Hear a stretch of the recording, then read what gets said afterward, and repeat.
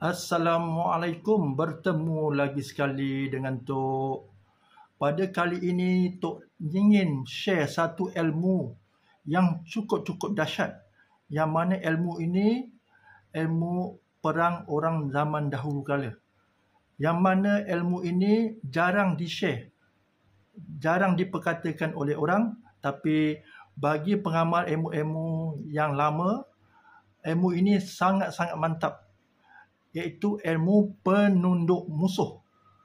Musuh akan terbungkam sendiri apabila terkena ilmu ini, yang mana ilmu ini apabila kita hembus pada musuh, musuh akan jadi kecut perut. Musuh tidak berani mengapa-apakan kita.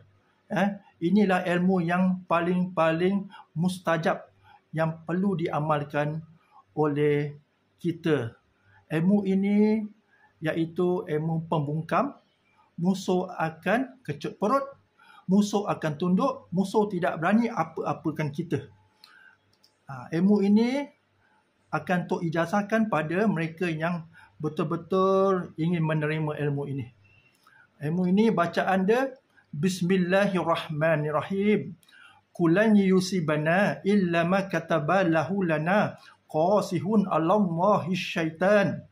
Dan ilmu ini juga boleh kita mengusir makhluk-makhluk halus, yang mana makhluk halus yang dihantar oleh bomo-bomo sihir, iaitu hantu, jin, syaitan, iblis. Yang mana apabila kita baca ayat ini, segala hantaran jin-jin, bomo-bomo ilmu hitam tu akan terpelanting dan menjauhkan diri daripada kita.